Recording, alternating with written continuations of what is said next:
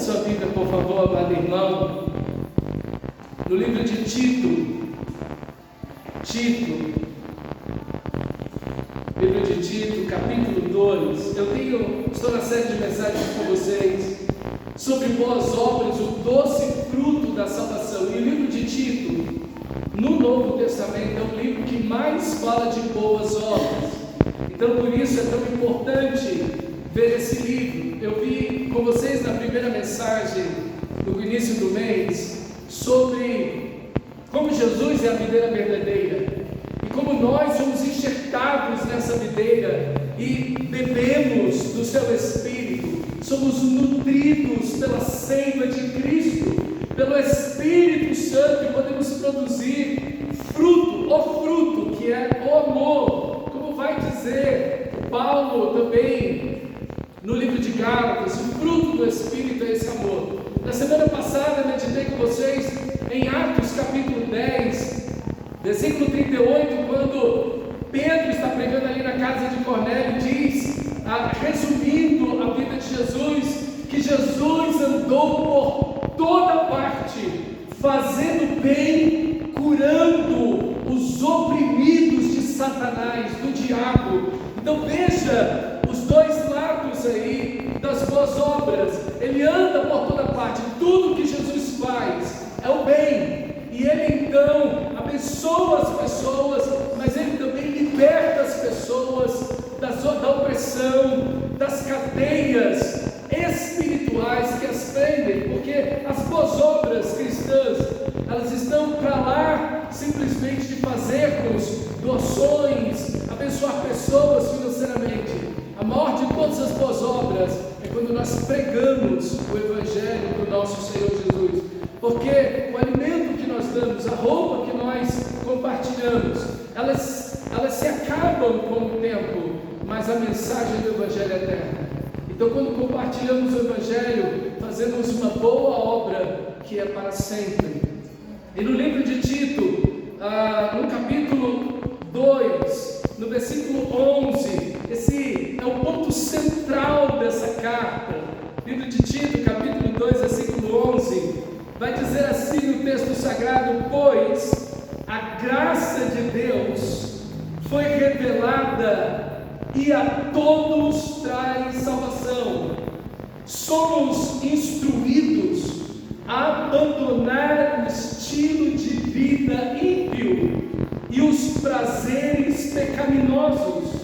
Neste mundo perverso, devemos viver com sabedoria, justiça e devoção, enquanto aguardamos esperançosamente o dia em que será revelada a glória do nosso grande Deus e Salvador, Jesus Cristo. Ele entregou a sua vida para nos libertar de todo pecado, para nos purificar e fazer de nós seu povo exclusivo, inteiramente dedicado às boas obras.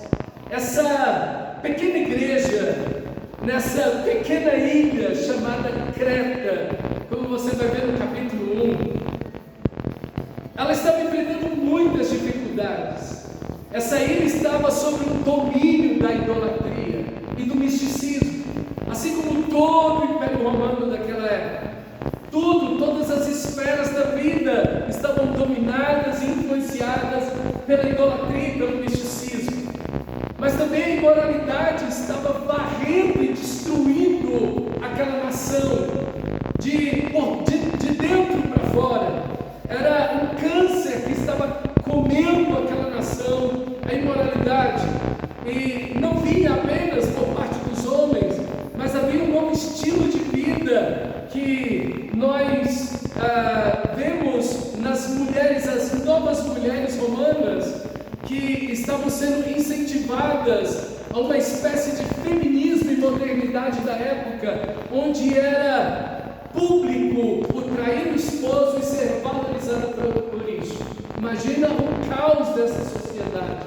Mas esse era o contexto de imoralidade Eles haviam voltado as costas para a verdade e abraçaram definitivamente a mentira.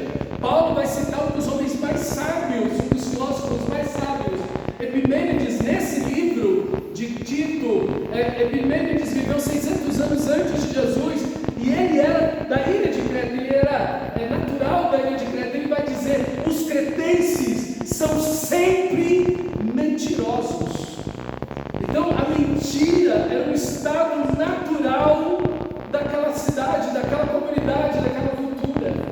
Mas eles também haviam abraçado a violência como estilo de vida. Eles eram descendentes de piratas, e naquele momento que a carta é escrita, eles se vendiam, muitos deles, como mercenários para fazer roubos e pilhagens, principalmente no mar. Então, o estilo de vida de violência abraçava e dominava aquela cultura, aquela cidade. É muito paralelo ao que nós vivemos hoje. O Brasil é um país extremamente religioso e místico. Você vê que o pessoal no jogo do Brasil, ora, joga sal grosso no campo, entra com o pé direito, é um negócio complicadíssimo. A gente vive um estado de misticismo pleno aí no nosso país, de religiosidade, de mistura profunda, de sincretismo profundo aí na nossa cultura. Nós vemos também um país que abraçou a ideia da fake news, né? Como nós estamos vendo no livro de Gálatas, o diabo é o pai de toda fake news, né? De toda mentira. Ele é o pai da mentira, né? Enquanto Jesus é a verdade, o diabo é o pai, é o originador, o genitor de toda mentira. E você vê que até mesmo aqueles que não são cristãos têm que fazer propaganda e trabalho sério em cima para evitar fake news, e as pessoas vão publicando e replicando postagens e tudo. Então nós vivemos no estado da pós-verdade, onde a mentira tem mais significância, mais poder e mais relevância que a própria verdade. Eu não vou nem falar do estado de imoralidade que o Brasil vive, porque, né, a gente não precisa nem dizer algo desse tipo. Mas também é um país que enganosamente pensávamos, né, que era um país pacífico. Não, brasileiro é um povo pacífico. Não é bem assim, né? A gente vai vendo que a violência cresce no Brasil, principalmente a violência intrafamiliar, enfim, a violência contra a mulher, a violência no trânsito, de várias formas e jeitos. Então, veja, nós, como os habitantes da ilha de Creta, como os cretenses, temos muito em comum. Mas é interessante que Paulo, quando vai escrever para essa igreja e para esse pastor Tito, que está vendo a cultura invadindo a igreja, é uma igreja que não consegue impor-se diante da cultura, ela não consegue vencer a cultura, mas ela está sendo vencida e invadida, a ponto de Paulo dizer aos irmãos da igreja: se vocês se morderem e se devorarem uns aos outros, vocês serão destruídos. Paulo está dizendo para eles: vocês parecem bicho, vocês estão vivendo a mesma ideia que a cultura está vivendo. E quando Paulo escreve essa carta, Paulo poderia dizer inúmeras coisas, mas Paulo vai falar das boas obras como cura para esta cultura doente, sofrida, perversa, como nós acabamos de ler. Este mundo perverso, diz o texto sagrado no versículo 12, são as boas obras, essa vida para a glória de Deus, que vai mudar tudo em nós, mas também que vai mudar tudo na cultura. Mas nós talvez pensaríamos que Paulo pudesse sugerir assim: vamos fazer uma marcha para Jesus em Creta, pronto, vamos inaugurar a marcha para Jesus em Creta, todo mundo na rua dizendo que Creta é de Jesus. Mas não é isso que Paulo faz, mas é isso que a gente faz. Vamos fazer alguns cartazes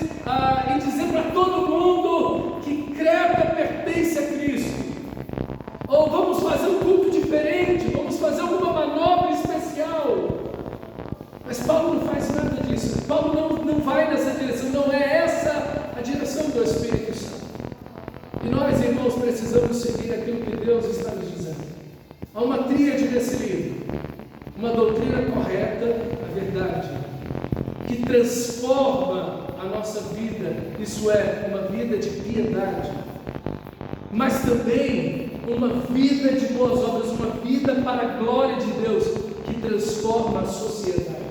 Essa tríade, esse tripé que está aí em toda a carta, a verdade do Evangelho, que transforma a nossa vida em uma vida piedosa para Deus, e aonde estivermos, e o que fizermos, vamos viver para a glória de Deus, amando as pessoas que estão ao nosso redor. Aí está a cura para a igreja, mas também para essa sociedade doente. E é isso que Deus nos chamou a viver. E as boas obras têm como centro, têm como resultado e fruto dessa verdade, dessa vida piedosa que Deus nos chamou a viver. Por isso que o texto vai dizer a graça de Deus. E aqui está a verdade do Evangelho. Primeiro, a primeira parte dessa tríade, a verdade do Evangelho. A verdade importa numa cultura de mentira, numa cultura que relativiza a verdade, onde cada um cria a sua própria verdade e ninguém sabe onde está nada. Como Zygmunt Bauman vai dizer, um mundo líquido, você não tem onde pôr o pé, você não fica em pé sobre a água. Essa é a ideia de Bauman. Quer dizer, não há como você ter segurança. O mundo está afogando, o mundo está se afundando nas águas, onde não existe uma verdade estabelecida, não existe um centro que é o próprio Deus.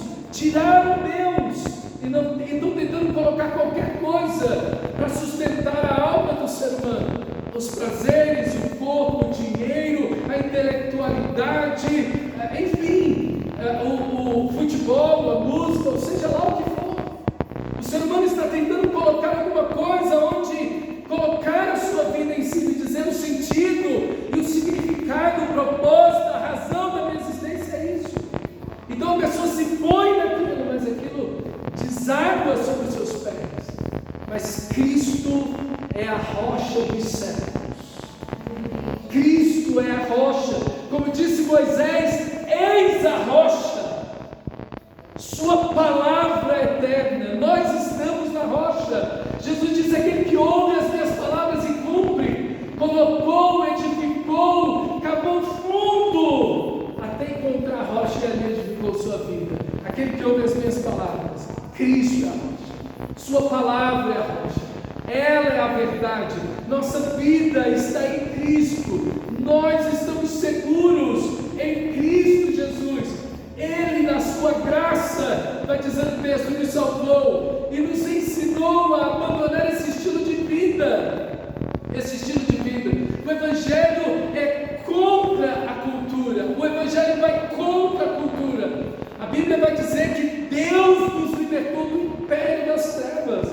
A cultura está dominada pelo pecado, então Deus nos tira da cultura e nos devolve para ela como sal e luz. Sal como um aspecto negativo que estanca o apodrecimento da carne, mas luz como um fato positivo que ilumina as trevas. Então a igreja deve ser assim, o cristão deve ser assim, não deve ver o mesmo estilo de vida. Não vos conformeis com este século, diz Paulo em Romanos capítulo 12, neste mundo que sempre é perverso. A nossa tendência é achar que o diabo não é mais diabo, que a carne não é mais a carne, e que o mundo não é mais o mundo, que as coisas estão melhorando. Não, o diabo, acho que ele está mais tranquilo agora, mas que ele acalmou. Ou a minha carne, agora, não, Deus salvou a minha carne. Não é possível que eu seja ruim ou alguma coisa assim. E o mundo, não, o mundo, o pecado, essa estrutura que alimenta o pecado, não, dá para harmonizar, né? Dá para conectar essas realidades aqui. Mas, irmão, a palavra, a verdade é que o mundo é perverso. Nada mudou. O diabo é o mesmo, a minha, a sua natureza são pecaminosas, a cultura está abraçando o mundo, e esta palavra ainda é verdade. O mundo inteiro jaz na mão. Isso nunca. O mundo continua sendo perverso, mas nós, a verdade é que nós aguardamos ansiosamente, esperançosamente o dia. E o dia aí na sua Bíblia tem que estar com letra maiúscula lá no versículo 13, porque é o dia do Senhor, não é um dia qualquer, não é um dia comum, é o dia do Senhor, onde Ele dará fim a toda indiferença. Os céus e a terra que agora existem passarão por estrepitoso estrondo e os elementos serão abrasados. A gente esquece disso. Esse céu vai pegar fogo na segunda vinda de Cristo, e a terra com todas as suas obras se desfarão pelo fogo. Mas nós aguardamos novos céus e nova terra de amor e justiça. Suas raízes cristãs, como diz Gálatas, sua mãe está lá no céu. Lá no céu está sua mãe, a Nova Jerusalém, que desce do céu ataviada com amor. Aí está o nosso coração. Nossas raízes não estão aqui, nossas raízes estão em Cristo. Nós estamos enxertados em Cristo, aguardamos esse dia eterno, esse dia maravilhoso, onde todas as agendas serão canceladas. Todas, ninguém vai viver, todo olho verá, diz Apocalipse capítulo 1. Até quantos traspassaram o Senhor Jesus? Até eles, que já estão mortos há 2000 anos, até eles, todo olho verá. Ninguém ficará indiferente. Ninguém ficará indiferente. Então, todas as agendas serão canceladas esse dia. Ninguém vai poder dizer assim: não, Senhor, espera, deixa eu casar primeiro. Não, Senhor, deixa eu realizar tal sonho. Senhor, não volta, não, deixa eu. Não tem jeito, Ele virá. E ninguém o deterá. Esse dia está determinado, dia, hora, e ninguém muda isso. Glória a Deus. Então, irmão, essa é a verdade que o versículo 14 diz: Ele se entregou, Ele entregou a sua vida para nos libertar de todo pecado, não de alguns, não da maioria, mas de todo pecado, nos libertar. Isso é o Evangelho, livres. Se o Filho nos libertar, verdadeiramente sereis livres para a liberdade. Foi que Cristo nos libertou. Permaneçam firmes e não se submetam de novo a jugo de escravidão, a uma batalha para todo cristão. Ser um cristão é uma batalha, é permanecer firme, é estar enfrentando tudo aquilo que quer de novo te escravizar, especialmente a religiosidade. Que você lute, cristão, que a sua fé seja pura, que você esteja livre de todo pecado, porque o pecado não terá domínio sobre vós, porque não reina mais o pecado, reina é a graça de Deus sobre a sua vida. Porque se o Evangelho não pode nos fazer melhor que os homens que estão sem Cristo, o Evangelho não fez nada por mim.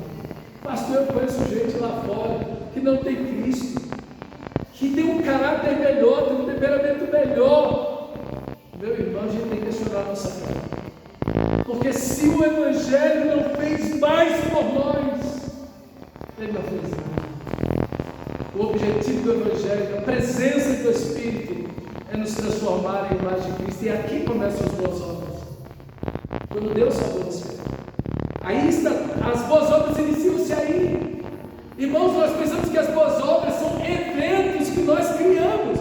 Vamos fazer um sopão, vamos distribuir alimentos, ou vamos fazer aqui uma cesta básica, ou vamos aqui, gente, época do frio, quem tem agasalho sobrando, ou não está utilizando, traz para a igreja, a gente vai distribuir. Boas obras não são, na Bíblia, as boas obras não são isso. Não essencialmente, faz parte, mas não é isso. As boas obras é o que você vive em Cristo Jesus, o dia todo e todo dia, para a glória de Deus. Isso são as boas obras. Isso inclui ajudar as pessoas. Mas, irmãos, as boas obras não estão conectadas. Veja, esse livro é o livro das boas obras. Leia o livro todo, 3 capítulos. Você não vai ver em momento algum no livro dizer: dê cesta básica, dê alimento às pessoas, vistam as pessoas, ou ajude as pessoas que estão doentes, ou alguma coisa assim. Não é que a Bíblia não nos ensine isso, ela nos ensina isso. Mas a gente tem uma ideia de boas obras atomizadas, diminuídas, restritas a somente esses eventos. Mas as boas obras a Bíblia não se refere a isso. Lembra do texto de domingo passado?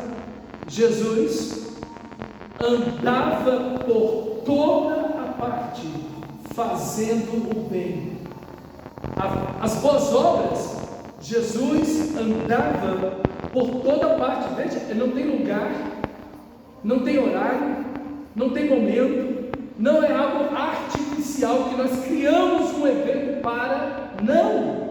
É o todo dia, é o dia todo vivendo em amor para a glória de Deus. Isso são boas obras. E essas boas obras, elas vêm para transformar a comunidade, a sociedade onde estamos. Então, reduzir, restringir as boas obras como eventos que nós criamos do sopão da igreja, está muito contrário àquilo que as Escrituras Sagradas dizem sobre boas obras. A outra verdade é que ele quer um povo exclusivamente seu, diz o versículo 14. Ele nos purificou para sermos um povo exclusivamente seu, inteiramente dedicado às boas obras. Primeiro você é de Cristo. Viu? Primeiro você é de Cristo. Primeiro você é exclusivamente dele. Depois você faz boas obras. E veja, não é uma prioridade, é uma exclusividade. Se você ganhar hoje R$1 milhão, suas prioridades mudam amanhã. Você tinha uma agenda para amanhã. Se você ganhar R$1 milhão hoje, sua agenda amanhã vai ser diferente. Por causa desse 1 milhão que mudou. Isso é prioridade. O texto não está falando de prioridade, o texto está falando de exclusividade. O povo exclusivamente seu. Se você ganhar R$1 milhão hoje, amanhã você continua casado, não espera. A mesma pessoa. Isso é exclusividade. Eu pertenço à minha esposa e ela a mim para sempre. Haja o que houver, passo para passar. Isso é exclusividade. É isso. Não importa o que aconteça na sua vida, você pertence a Cristo e Ele é todo seu. Isso é o nosso. Ele é todo nosso e nós somos todo para Ele. Isso é exclusividade. E ninguém nos separa do amor de Deus que está em Cristo Jesus, o nosso Senhor. Nem a morte, nem a vida, nem o inferno, nem ninguém. Nada nem ninguém nos separa. Isso é o Evangelho. Essa é a verdade, mas essa verdade transforma a nossa vida. Olha o capítulo 2, onde estamos, versículo 12. Somos instruídos a abandonar o estilo de vida ímpio e os prazeres pecaminosos. A tua tradução talvez diga assim: educando-nos que abandonadas ou renegadas as impiedades, nós vivamos no presente século cessada, justa e piedosamente. Isso, irmãos, é transformação. Esse é o segundo tripé. O primeiro é a verdade. Cristo é o nosso Senhor. Sua graça, o dia da sua volta, o mundo perverso. Nós somos somente e inteiramente para o nosso Senhor. Mas a transformação acontece nessa verdade do Evangelho. Nós somos instruídos, educando-nos que renegadas as paixões e as impiedades. Meus irmãos, o Evangelho vai colocar um corte nítido, vai colocar um abismo entre você e o pecado. O velho estilo dominava sobre você. Você era dominado pelo pecado, você estava sob o controle do pecado. Você era dominado. Ele nos libertou do império das trevas e nos transportou para o reino do Filho do seu amor. O Evangelho é uma mudança de reino. O Evangelho é uma mudança de natureza, de quem somos. Nós não podemos ser mais quem éramos. Nós não estamos mais sobre o mesmo domínio que estivemos anteriormente. Agora quem domina em nós é o Espírito Santo, é a palavra de Deus. Não sou eu quem vive, Cristo vive em mim. E a vida que agora vivo nessa carne, eu vivo pela fé, eu vivo em obediência ao Filho de Deus que me amou e a si mesmo se entregou por mim. A santificação, o rejeitar, o abandonar o estilo de vida ímpio e os prazeres pecaminosos é imperativo para aquele que está em Cristo. Na realidade, a transformação é a evidência que houve salvação. Às vezes as pessoas dizem assim, não, eu quero primeiro largar esse vício para depois ir para Jesus. É o oposto. Você vem viciado, você vem quebrado, você vem no pecado. Vinde a mim todos os que estão cansados, sobrecarregados, destruídos, escravizados. Eu vos aliviarei. É Ele que nos liberta, é Ele que nos livra, é Ele que nos salva. Você vem com todo o pecado, você vem com todas as trevas. Ele é a luz do mundo, Ele é o Salvador, Ele é a vida. Meus irmãos, mas quando você vem a Ele te liberta. Ele te liberta. E essa libertação é uma libertação que vai ser no seu estilo de vida. Como você vive, seus hábitos, sua forma de pensar, seus sentimentos, pensamentos, seus desejos, temperamento, caráter, tudo em você deve ser transformado pela graça de Deus. O Evangelho, irmãos, não é uma roupagem que a gente usa.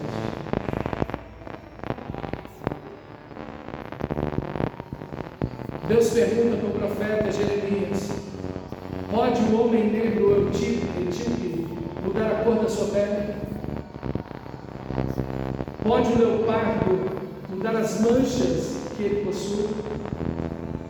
Assim também vocês não podem mudar o coração de vocês. É impossível.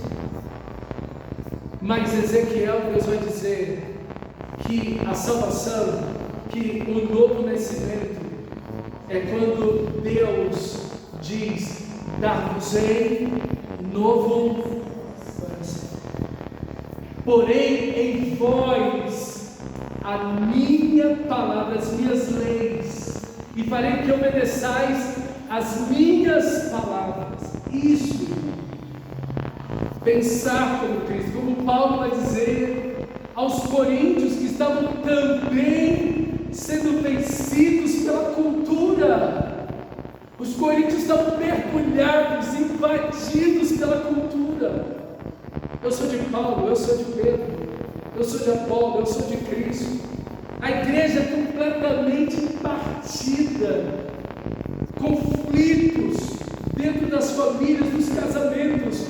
A falência da cultura entrou na igreja, e a igreja estava vivendo o mesmo, pensando da mesma forma. Quando a Bíblia nos chama, não vos conformeis com esse século, mas transformai-vos. E aí, aonde o Evangelho opera? Na renovação da vossa mente. O Evangelho trabalha no coração, dá-vos um novo coração. O Evangelho não é uma máscara que a gente coloca, não uma roupagem que a gente faz, é a mudança do nosso homem interior. Há uma nova natureza, uma nova pessoa. Aquele que está em Cristo, uma nova criação. As coisas velhas passaram, tudo se fez novo. Estamos nesse processo maravilhoso de sermos transformados à imagem e semelhança de Cristo. Chegamos lá? Não! Mas estamos correndo em direção a essa imagem maravilhosa de Cristo. Mas sempre há alguém que quer impedir essa corrida. Como Paulo perguntou aos Gálatas: quem vos impediu de correr? Vocês correram bem. Quem impediu vocês de correr? Sempre há impedimentos. Hebreus vai dizer a mesma coisa: corramos a carreira que nos está proposta. Deus tem uma carreira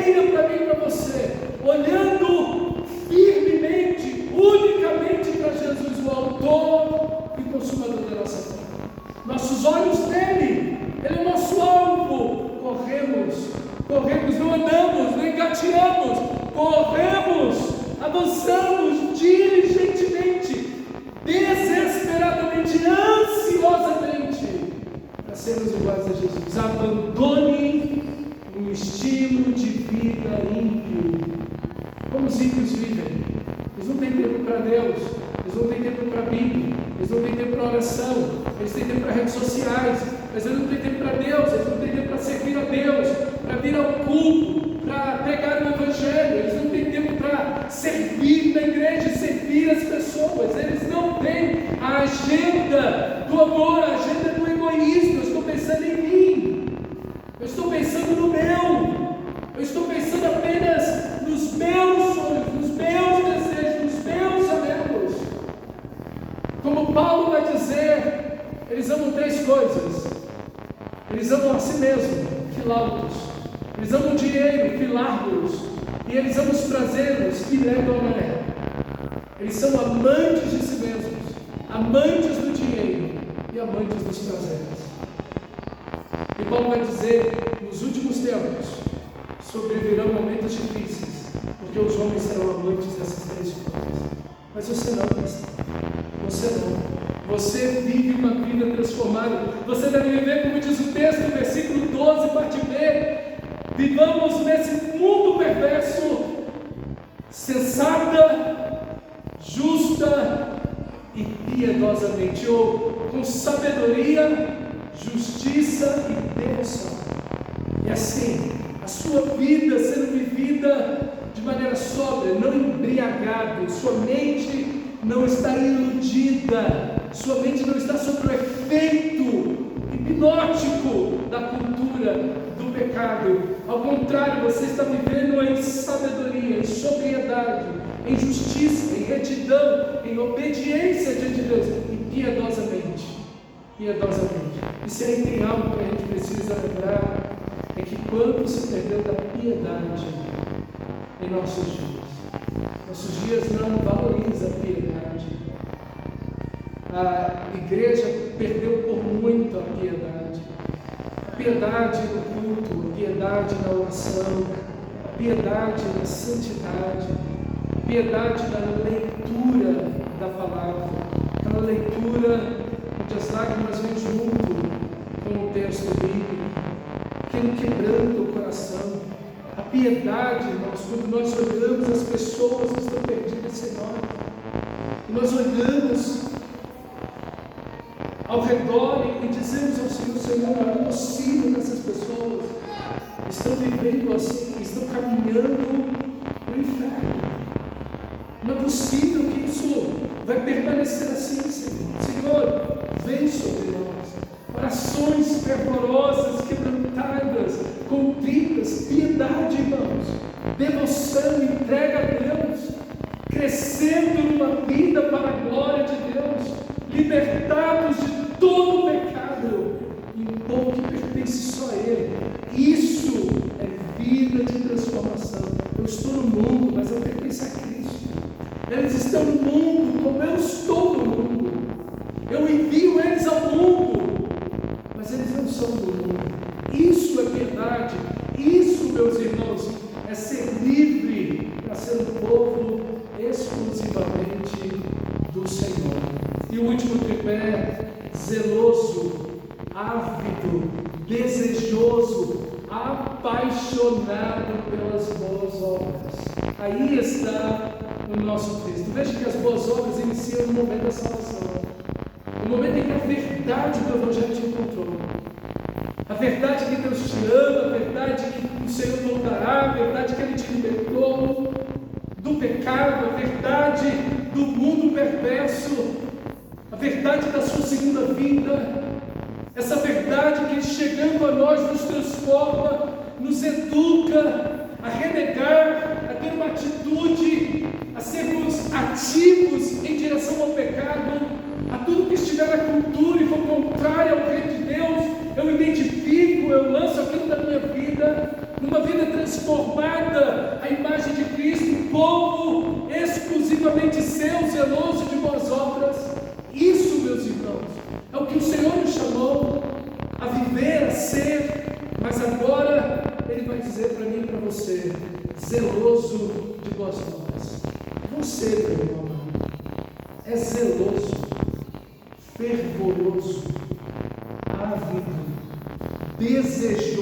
apaixonado por boas obras. Vou lembrar para você o que são boas obras, porque provavelmente quando eu falei isso agora, você lembrou do sopão que deve ser feito, não é? A nossa mente inclina imediatamente nessa direção. Meu Deus, essa semana nós não vimos aqui. Não, vou relembrar você. O que Paulo está chamando aqui Timóteo, a Tito, e em toda essa igreja, e a mim e a você, é que nós sejamos ávidos, intencionais no testemunho da nossa vida em Cristo Jesus. É isso que eles estão chamando. As boas obras se dão no testemunho que você dá da pessoa preciosa de Cristo, a vida de Cristo em você. Aí começa o testemunho, a transformação da sua vida, a transformação de quem você é. A verdade te alcança, Cristo te alcança, o Espírito Santo de Deus te alcança, através do lavar regenerador e renovador do Espírito Santo, que está no capítulo 3, o novo nascimento. Regenerador é a palavra literalmente do grego aqui, o novo nascimento, é nascer de novo, aqui inicia. E se nós queremos ver uma família transformada, se nós queremos ver uma cultura transformada, nós temos que questionar exatamente a porta de entrada do reino, do novo nascimento. Porque se você não nascer de novo, Nicodemus, você não vai vir e nem entrar no reino dos céus. É a porta de entrada. Essa experiência gloriosa em que Deus te encontrou, Ele te encheu de convicção de pecado, arrependimento profundo tomou sua alma, e você arrependido, quebrado, quebrantado, reconhece a Cristo, o Senhor, o Salvador, reconhece os seus pecados, reconhece que aquela coisa é sua, e sua vida nunca mais é a mesma. Algo dentro de você mudou, um novo coração, uma nova natureza, uma nova criação iniciou-se, um novo nascimento. O lavar regenerador e renovador, isso é, está te transformando ao que há de melhor na imagem de Cristo. Essa é a obra do Senhor. Isso é o Evangelho. Esse Evangelho que muda a gente. E quando muda a gente, começam as boas obras, o testemunho de Cristo em você. As boas obras, você testemunha quem você é em Cristo Jesus. Isso são as boas obras. E naturalmente você vai viver os dois grandes mandamentos: amarás o seu Deus de todo o teu coração e amarás o teu próximo como a ti mesmo, porque toda a lei, disse Jesus, e os profetas se cumprem nesses dois mandamentos. E aí as boas obras são naturais, elas acontecem, elas estão acontecendo lá na sua casa. Por isso que esse livro, quando você abre no capítulo 1, versículo 5, olha lá: por esta causa te deixei crédito, para que pusesse em ordem as coisas restantes, bem como em cada cidade constituísse presbíteros, conforme te prescrevi, alguém que seja irrepreensível, marido de uma só mulher, que tem filhos crentes, que não são acusados de extorsão, nem são subordinados. Ele vai para dentro da casa do pastor, de todos os pastores. Os pastores, eles não são perfeitos, suas famílias não são perfeitas, seus filhos não são perfeitos, eles não têm um casamento perfeito, mas são um exemplo para todos nós. É aí que começa a toda mudança, na família do pastor. E não fica só na família do pastor, vai para todas as famílias da igreja. Capítulo 2, olha o capítulo 2.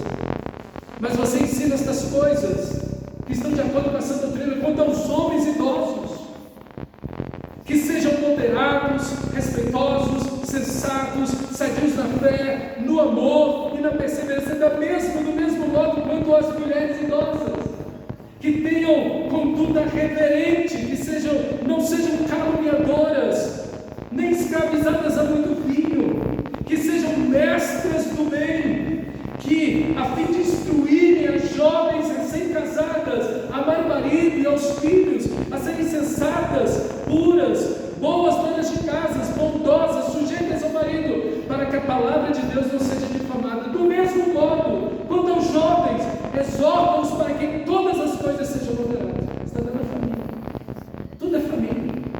Os homens, as mulheres, no caso o casal, que são pais, a mãe, que vai ensinar a filha e as outras irmãs da igreja, recém-casadas, a amar o marido, os irmãos pais, amém, aleluia. Então segue o texto. Veja, tudo é família. Os jovens, os filhos, estão dentro de casa, vão começar a iniciar a vida, trabalho, estudo. Veja, a sociedade muda quando as famílias dentro da igreja são mudadas. Sabe qual é o fácil?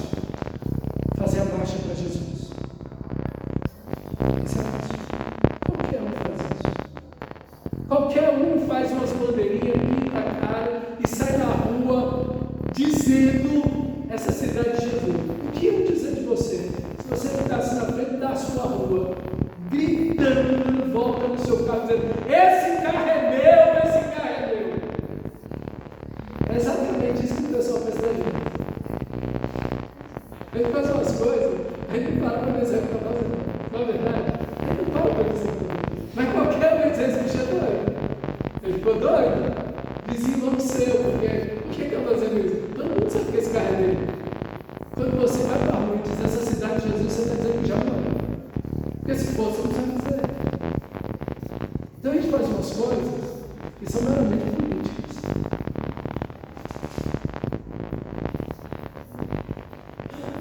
E ele vai entrar na política.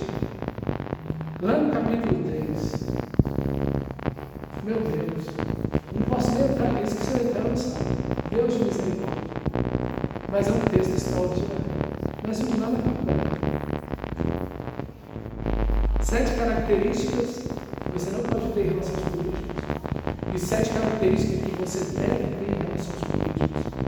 Leia o capítulo 3, versículo 1 e 2. As 14 características foram nos 2 versículos. Pessoalmente. Depois você dá uma olhadinha. Fala: meu Deus, me ajuda. Eu tenho que ser assim com todos os políticos. Inclusive Lula e Bolsonaro. Fala o resto. Eu volto para o meu texto. Então veja, a transformação da sociedade está em vivermos o Evangelho, as boas obras, as boas novas em casa. Como é que eu mudo a sociedade? Sendo um marido melhor, sendo um pai melhor, sendo um filho melhor, uma família saudável. Aí cada família da igreja está vivendo isso. Nossas famílias, nossos relacionamentos, norteados por Cristo, mergulhados no amor, na graça de Deus, nos padrões divinos de santidade, de amor, de generosidade, de bondade uns para com os outros. E nós vamos viver isso na comunidade, no seu trabalho, na sua escola, onde você estiver, na esfera onde Deus te colocou, na vizinhança. Então você é o melhor vizinho do mundo para a glória de Deus.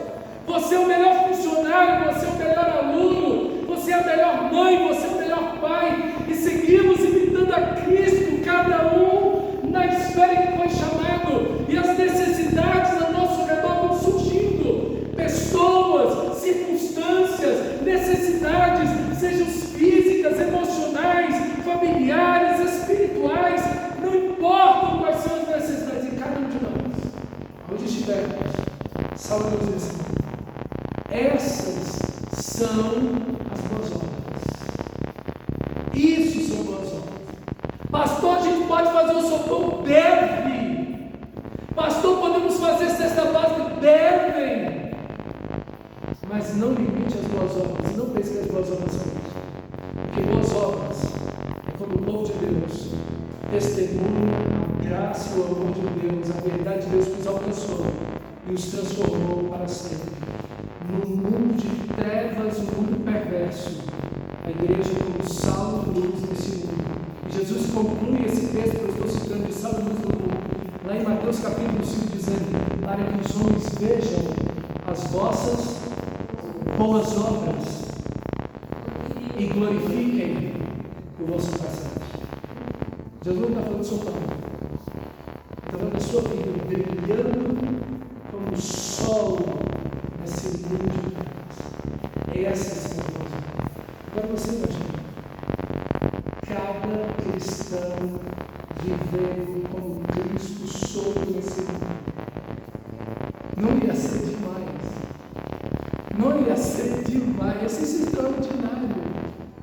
Você como Jesus lá no seu trabalho, pensando em Jesus, falando em Jesus, vendo as pessoas como Jesus as vê, vendo os problemas, necessidades e situações como Jesus, aproveitando cada oportunidade para transpirar Jesus, orando pelas pessoas, em casa, em todo lugar, você servindo, amando. Isso é o Evangelho. Isso é o Evangelho. É isso que Deus nos chamou a fazer. Um povo exclusivamente seu, zeloso, ávido, apaixonado pelas boas obras. Essas boas obras, acima de tudo, o desejo da salvação de um cada pecador. Por isso pregamos o Evangelho, amamos as pessoas, somos solidários, humanos, cheios da graça de Deus. Sim, estamos atentos a todo sofrimento humano, especialmente aquele sofrimento que é real. Essa é a nossa nova proposta. Vamos lá, feche seus olhos e vamos falar o nosso Deus do Senhor nessa noite.